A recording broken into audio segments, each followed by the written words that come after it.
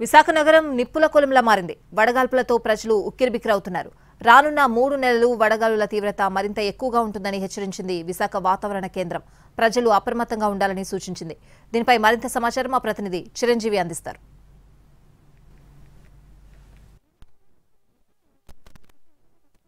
విశాఖలో బాణుడు నిప్పుడు వర్షం కురిపిస్తున్నాడు. ఉదయం 8 గంటల నుంచే విపరీతమైనటువంటి ఎండతో ఉక్కపోతతో నగరవాసులంతా కూడా నానా ఇబ్బంది పడుతున్నటువంటి పరిస్థితి కనిపిస్తుంది. ప్రస్తుతం మనం చూస్తున్నాం రోడ్లన్నీ కూడా ఆ ప్రజలతో నిండుగా ఉండాల్సిన రోడ్లన్నీ కూడా ఎండ తీవ్రతకు భయపడి ఖాళీగా దర్శనమిస్తున్నటువంటి పరిస్థితి కనిపిస్తుంది. మరోవైపు వడగాలుల తీవ్రత కూడా క్రమంగా పెరుగుతుంది. రానున్న 3 నెలల పాటు కూడా వడగాలుల తీవ్రత అధికంగా ఉండే అవకాశం ఉంటుందని వాతావరణ శాఖ అధికారులు చెప్తున్నటువంటి పరిస్థితి కనిపిస్తుంది. ఇక మార్చి ఫిబ్రవరి నెల నుండే ఎండలు విపరీతంగా మొదలయ్యాయి.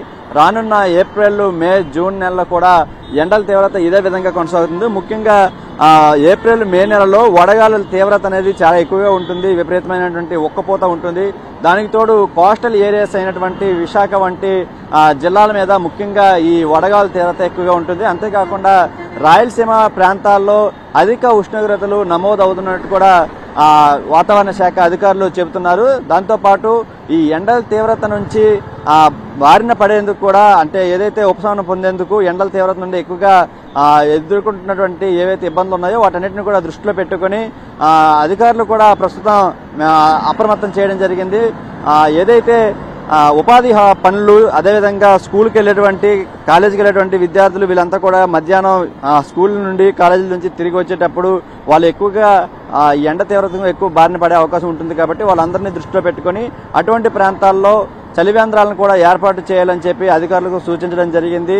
దీనికి సంబంధించి మనం చూస్తున్న ఉపాధి హామీ పనులకు వెళ్ళేటువంటి వాళ్ళు చాలా ఎక్కువగా ఈ ఎండల తీవ్రతకు చాలా బలయ్యే అవకాశం ఉంటుంది. వారికే వడదెబ్బ తగిలే అవకాశం ఉంటుంది. కాబట్టి వాళ్ళందరినీ దృష్టిలో పెట్టుకుని వారికి కూడా ఈ ఏదైతే చలివేంద్రాలు అదేవిధంగా మంచినీటి సదుపాయం మజ్జిగ ఇటువంటివి అక్కడ ఏర్పాటు చేయాలని చెప్పి అధికారులకు సూచించడం జరిగింది. అయితే రానున్న 3 నెలల పాటు కూడా విపరీతమైనటువంటి వడగాలుల తీవ్రత ఎక్కువగా ఉంటుంది.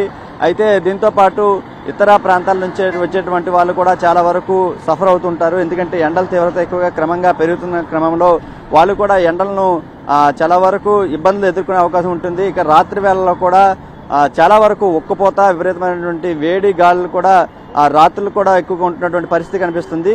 ఇక పగలైతే మాత్రం వేడి గాలులు తీవ్రత ఎక్కువగా పెరుగుతుండటంతో వృద్ధులు మహిళలు వీళ్ళంతా కూడా నానా ఇబ్బందులు పడుతున్నటువంటి పరిస్థితి కనిపిస్తుంది. ఇక ఈ రోజు అయితే మాత్రం సుమారు 49 మండలాల్లో రాష్ట్ర వ్యాప్తంగా ఎక్కువగా వడగాలు వీచే అవకాశం ఉంటుందని కూడా చెప్తున్నటువంటి పరిస్థితి కనిపిస్తుంది. ముఖ్యంగా ఉదయం 10 గంటల నుంచి సాయంత్రం 4 గంటల వరకు కూడా ఎవరైతే బయటకు వచ్చే వాళ్ళు ఉంటారో అవసరమైతే తప్ప బయటకు రాకూడదని చెప్పి అధికారులు సూచిస్తున్నటువంటి పరిస్థితి కనిపిస్తుంది. దీంతో పాటు రానున్న 3 నెలలు చాలా కీలకం.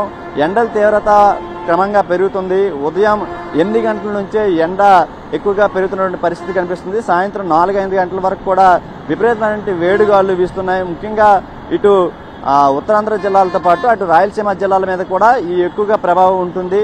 గరిష్ట ఉష్ణోగ్రతలు 40 నుంచి 42, 43 ఉష్ణోగ్రతలు కూడా నమోదైనటువంటి పరిస్థితి కనిపిస్తుంది. కాబట్టి ఎండల వల్ల ఇబ్బందులు చాలా ఎక్కువగా ఉండే అవకాశం ఉంటుంది. వాటి నుంచి జాగ్రత్తలు తీసుకోవాలని అధికారులు సూచిస్తున్న పరిస్థితి కనిపిస్తుంది. ఎవరైనా సురేష్తో చిరంజీవి ఎన్టీవీ విశాఖ నుంచి.